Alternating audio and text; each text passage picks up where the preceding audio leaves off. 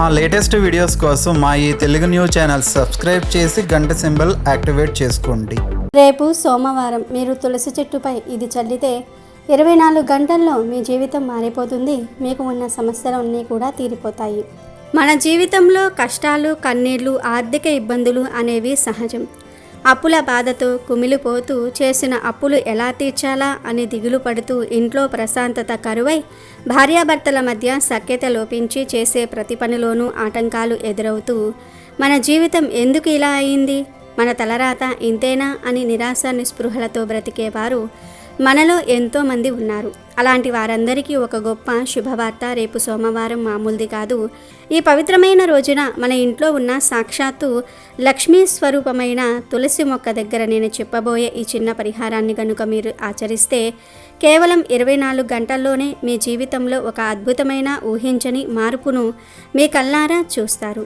మీ దరిద్రం పటాపంచలైపోయి మీకు అపర ధనయోగం కలిగి మీ ఇల్లు సిరి సంపదలతో తులతూగటం ఖాయం.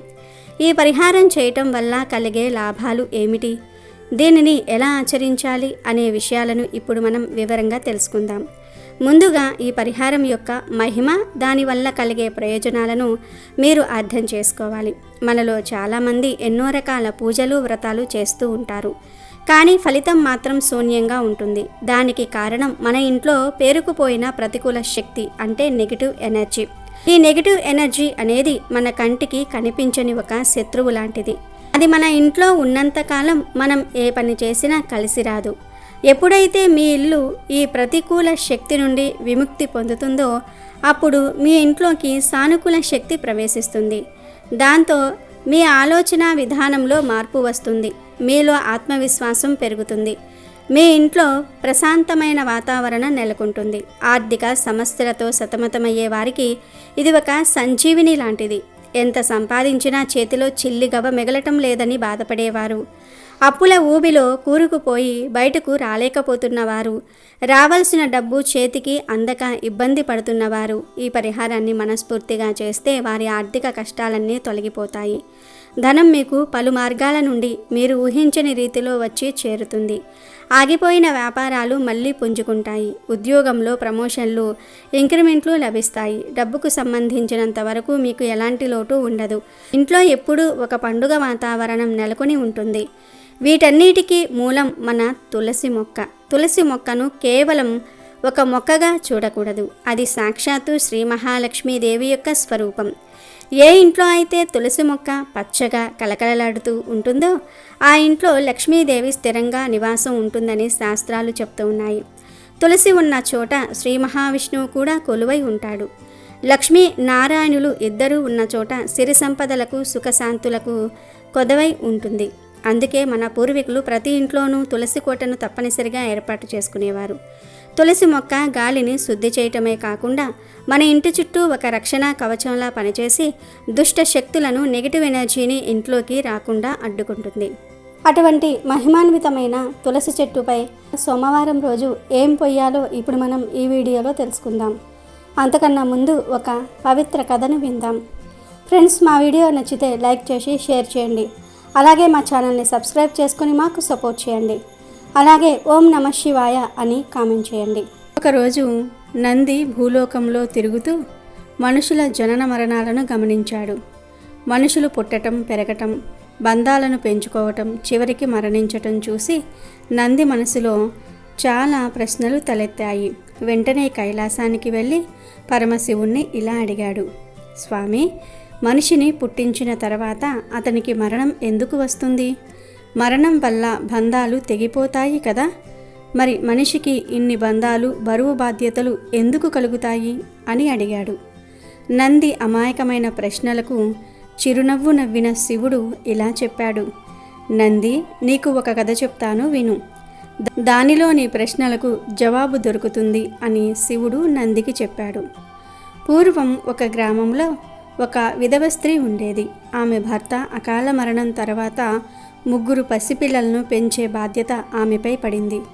ఆమె వయసులో చిన్నదే అయినా భర్త చనిపోవటంతో సమాజం ఆమెను చిన్నచూపు చూసేది. గ్రామంలో ఎవ్వరూ ఆమెకు సహాయం చేయడానికి ముందుకు రాలేదు. ఆమె పనికి వెళ్ళాలనుకున్నా ఎవరూ పని ఇవ్వలేదు. ఆమె పేదరికం, ఒంటరితనం వల్ల చాలా బాధపడింది. ప్రతిరోజు తన భర్తను తలుచుకుని కన్నీరు పెట్టుకునేది. పిల్లలను పోషించలేకపోతున్నానే అని బాధపడేది. ఆ బాధతో ఆమె ఆరోగ్యం పూర్తిగా క్షీణించిపోయింది. ఆమెకు మరణం దగ్గర పడింది. ఆమె ఆత్మను తీసుకురమ్మని యమధర్మరాజు తన దూతలలో ఒకరిని భూలోకానికి పంపించాడు. యమదూత భూమికి వచ్చి చనిపోయిన ఆ స్త్రీని చూసి ఆమె పక్కన ఏడుస్తున్న 3 పసి పిల్లలను చూశాడు. ఆ పిల్లల అమాయకమైన ముఖాలు, వారి ఏడుపు చూసి యమదూత హృదయం కరిగిపోయింది. నేను ఈ తల్లిని తీసుకువెళ్తే ఈ పసిపిల్లలు అనాథలు అవుతారు. వీరికి ఈ లోకంలో ఎవ్వరూ లేరు. వీరిని పోషించేవారూ లేరు. వీళ్ళు భవిష్యత్తులో చాలా కష్టాలు పడతారు అని ఆలోచించి యమదూత ఆ స్త్రీ ఆత్మను తీసుకువెళ్లకుండానే యమలోకానికి తిరిగి వెళ్ళిపోయాడు. యమదూత ఖాళీ చేతులతో రావటం చూసి యమధర్మరాజుకు చాలా కోపం వచ్చింది. నువ్వు ఎందుకు ఆ స్త్రీ ఆత్మను తీసుకురాలేదు అని గట్టిగా అడిగాడు. యమదూత భయపడుతూ భూలోకంలో జరిగిందంతా కూడా చెప్పాడు. ఆ మాటలు విని యముడు ఇలా అన్నాడు: మనిషి పుట్టినప్పుడే అతని జీవితకాలం, మరణ సమయం నిర్ణయించబడతాయి. మన కర్తవ్యం కేవలం నిర్ణీత సమయంలో వారి ఆత్మలను తీసుకురావటం మాత్రమే. భూలోకంలోని మనుషుల భావోద్వేగాల గురించి ఆలోచించడం మన పని కాదు. నీవు నీ కర్తవ్యాన్ని సరిగా నిర్వర్తించలేదు. దీనికి శిక్షగా నువ్వు మనిషిగా భూలోకానికి వెళ్ళు. నీకు ఎవరి మీదైతే జాలి కలిగిందో వారిని ఆదుకో. నీ మూర్ఖత్వంతో అకారణంగా 3 సార్లు నవ్విన తర్వాత నీ శిక్ష పూర్తవుతుంది. అప్పుడు నువ్వు తిరిగి యమలోకానికి వస్తావు అని చెప్పి ఆ యమదూతను ఎటువంటి వస్త్రాలు లేకుండా భూమి మీదకి పంపించాడు యమధర్మరాజు. యమదూత మనిషి రూపంలో భూలోకానికి వచ్చాడు. అతను ఆ విధవ స్త్రీ చనిపోయిన గ్రామంలోనే తిరుగుతూ ఉన్నాడు. అప్పుడు చలికాలం. యమదూతకు ఒంటిపై వస్త్రాలు లేవు. ఆకులతో తన శరీరాన్ని కప్పుకుని చలికి వణుకుతూ ఒక చెట్టు కింద కూర్చున్నాడు. అదే సమయంలో అటుగా ఒక పేద చెప్పులు కుట్టేవాడు వెళ్తూ ఉన్నాడు. అతను తన పిల్లల కోసం దుప్పట్లు కొనడానికి వెళ్తున్నాడు. చలిలో వణుకుతున్న ఆ మనిషిని చూసి జాలిపడి, నువ్వు ఎవరు? ఎందుకు ఇలా ఒంటరిగా ఉన్నావు అని అడిగాడు.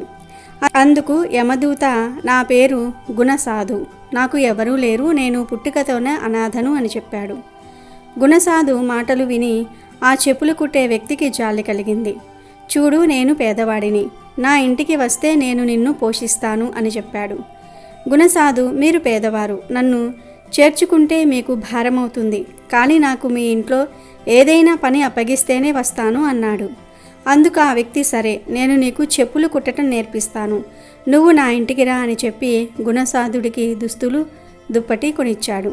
చెప్పులు కుట్టే వ్యక్తి గుణసాధుణ్ణి ఇంటికి తీసుకుని వెళ్ళాడు. అతని భార్య గుణసాధుణ్ణి చూసి కోపంగా, మనకే తిండి సరిగ్గా లేదు, పిల్లలు ఉన్నారు, మీరు ఇంకొకరిని తీసుకుని వచ్చి ఎలా పోషిస్తారు అని అడిగింది. అప్పుడు ఆ చెప్పులు కుట్టేవాడు, చూడు, అతనికి ఎవరూ లేరు, అతను నాకు పని ఇస్తేనే వస్తాను అన్నాడు, నేను అతనికి పని నేర్పిస్తాను అని చెప్పాడు. అతని భార్య మనసు లేకపోయినా అంగీకరించింది. గుణసాధు ఆ ఇంట్లో అడుగు పెట్టగానే ఒక్కసారిగా పెద్దగా నవ్వాడు. ఆ చెప్పులు కుట్టే వ్యక్తి ఆశ్చర్యపడి, నువ్వు అకారణంగా ఎందుకు నవ్వుతున్నావు అని అడిగాడు. గుణసాధు నవ్వుతూ, నేను ఎందుకు నవ్వానో తర్వాత తెలుస్తుంది అని చెప్పాడు. ఆ విధంగా గుణసాధు శిక్షలో మొదటి నవ్వు పూర్తయింది. కొంతకాలం తర్వాత గుణసాధు చెప్పులు కుట్టడంలో చాలా నేర్పు సంపాదించాడు. గుణసాధు వారి ఇంట్లోకి వచ్చిన తర్వాత ఆ చెప్పులు కుట్టే వ్యక్తికి విపరీతమైన అదృష్టం వచ్చింది. అతని చెప్పులు చుట్టుప్రక్కల గ్రామాల్లో కూడా చాలా ప్రసిద్ధి చెందాయి. రాజుగారికి కూడా ఈ విషయం తెలిసి తన కోసం చెప్పులు తయారు చేయమని ఆదేశించారు. ఒకరోజు సైనికులు వచ్చి రాజుగారు ఇచ్చిన తోలుతో బూట్లు తయారు చేయమని, వేరే తోలు వాడకూడదని చెప్పి వెళ్ళిపోయారు. ఆ చెప్పులు కుట్టే వ్యక్తి ఇంకో పని మీద బయటికి వెళ్ళాడు.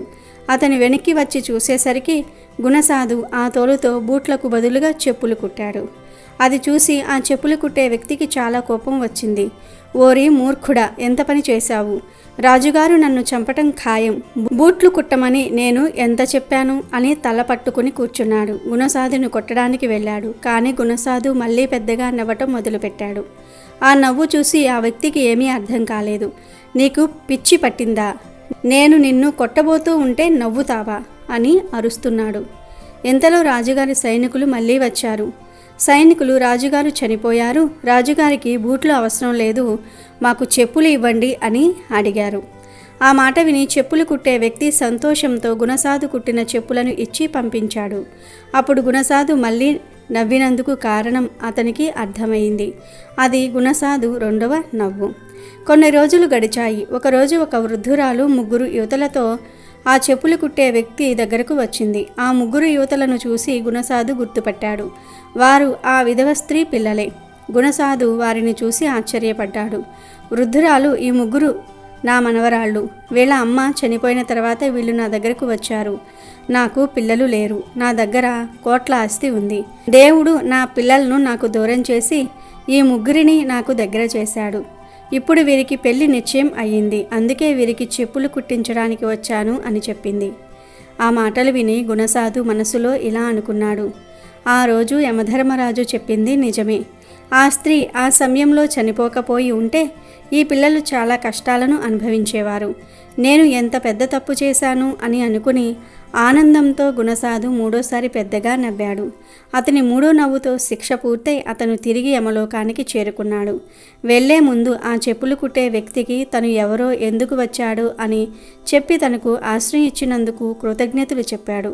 యమలోకంలో యమధర్మరాజుకు కూడా నమస్కరించి తన పనిని సరిగ్గా చేయటం మొదలుపెట్టాడు. కథ చెప్పిన తర్వాత శివుడు ఇలా వివరించాడు. నంది, ఇప్పుడు నీకు నీ ప్రశ్నలకు సమాధానం దొరికిందా? మనుషులు మరణించటం, బంధాలను కోల్పోవటం చూసి బాధపడతావు. కానీ ఒకటి గుర్తుపెట్టుకో, మనిషి జీవితంలో జరిగే ప్రతి సంఘటన, అది జననమైన మరణమైన బంధమైన భగవంతుని నిర్ణయం ప్రకారమే జరుగుతుంది. మనిషికి బంధాలు, బరువు బాధ్యతలు ఇవ్వటం వల్లనే అతడు ఒకరికొకరు సహాయం చేసుకోగలుగుతారు. బంధాలు లేకపోతే మనిషికి ప్రేమ, దయ వంటి భావాలు ఉండవు.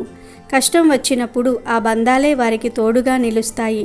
మంచివారు కష్టాలను అనుభవిస్తున్నారంటే అది వారి భవిష్యత్తు మంచి కోసం అని అర్థం చేసుకోవాలి. ఆ బాధను తట్టుకుంటే తర్వాత సంతోషం తప్పకుండా వస్తుంది. పాపం చేసేవారు సంతోషంగా ఉన్నారని మనం అనుకుంటాం. కానీ వారి పాపాలు ఎప్పుడూ ఏ రూపంలో వారికి చెడు చేస్తాయో ఎవరికీ తెలియదు. మన కళ్ళకు కనిపించని కారణాలు ఎన్నో ఉంటాయి. దేవుడు మనకు కొన్నిసార్లు చెడు చేస్తున్నాడనిపిస్తే అది మన మంచి కోసమే అని గ్రహించాలి. ఏది ఏ సమయంలో జరగాలో అది ఆ సమయంలోనే జరుగుతుంది. దానిని ఆపడానికి ఎవరూ ప్రయత్నించకూడదు. కష్టం వచ్చినప్పుడు భగవంతునిపై భారం వేసి ముందుకు సాగాలి. అప్పుడే మనిషి మరణం తర్వాత కూడా మంచి ఫలితాలను పొందుతాడు. ఈ మాటలు విన్న నందికి తన ప్రశ్నలకు సమాధానం దొరికింది.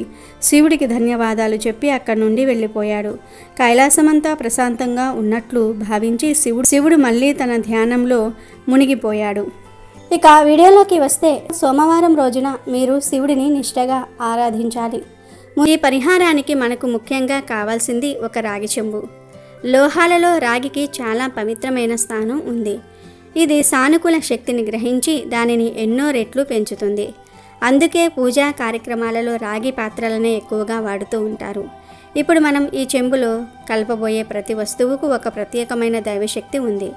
మొదటగా పసుపు. పసుపును మించిన మంగళకరమైన వస్తువు మరి ఒకటి లేదు. ఇది సౌభాగ్యానికి, గురుగ్రహ అనుగ్రహానికి ప్రతీక. తర్వాత కుంకుమ. ఇది సాక్షాత్తు శ్రీ మహాలక్ష్మి స్వరూపం, విజయానికి సంకేతం. ఇక పచ్చకర్పూరం శ్రీ మహావిష్ణువుకు అత్యంత ప్రీతిపాత్రమైనది. దీని సువాసన ధనాన్ని ఆకర్షిస్తుంది. ఇక ఈ పరిహారంలో మనం ఉపయోగించే వస్తువులలో అత్యంత కీలకమైన, శక్తివంతమైన పాత్రను పోషించేది దాల్చిన చెక్క. చాలామంది దాల్చిన చెక్కను కేవలం వంటగదిలో బిర్యానీ మసాలాలు లేదా టీలో వాడే ఒక సాధారణ సుగంధ ద్రవ్యంగా మాత్రమే చూస్తారు. కానీ దాని వెనుక దాగి ఉన్న ఆధ్యాత్మిక రహస్యం, దానిలో నిక్షిప్తమై ఉన్న దైవిక శక్తి చాలా గొప్పది. మన పూర్వీకులు, ప్రాచీన ఋషులు దీనిని కేవలం రుచి, సువాసన కోసమే కాదు, దానిలో దాగి ఉన్న అద్భుతమైన ధనాకర్షణ శక్తుల కోసం కూడా విరివిరిగా ఉపయోగించేవారు. ముఖ్యంగా గుప్తంగా ఉంచబడిన తాంత్రిక శాస్త్రంలో ధనాన్ని ఆకర్షించే పరిహారాలలో దాల్చిన చెక్కకు అగ్రస్థానం ఉంది. దీనికి డబ్బును తన వైపుకు బలవంతంగా లాగే ఒక ఆధ్యాత్మిక అయస్కాంత శక్తి ఉందని ప్రతీతి. ఇది కేవలం డబ్బును ఆహ్వానించటమే కాదు, డబ్బు మన వద్దకు రావడానికి అడ్డంగా ఉన్న ప్రతికూల శక్తులను, కంటికి కనిపించని ఆటంకాలను ఛేదించటంలో ఒక పదునైన ఆయుధంలా పనిచేస్తుంది. దాల్చిన చెక్క నుండి వెలువడే ఆ ఘాటైన తీయని సువాసన కేవలం మన ముక్కుకు మాత్రమే కాదు, మన చుట్టూ ఉన్న వాతావరణానికి కూడా ఒక దివ్యమైన ఔషధంలా పనిచేస్తుంది. అప్పుడు ఈ వస్తువులన్నిటినీ మోసుకుని వెళ్ళి వాటి శక్తిని తులసిమాత పాదాల చెంతకు చేర్చే అసలైన వాహనం గురించి మనం ప్రత్యేకంగా చెప్పుకోవాలి. అదే నీరు. శాస్త్ర ప్రకారం నీరు అత్యంత ముఖ్యమైన పాత్రను పోషిస్తుంది. అది పంచభూతాలలో ఒకటి, ప్రాణానికి ఆధారం. మనం రాగి చెంబులో పోసినప్పుడు అది కేవలం సామాన్యమైన నీరు.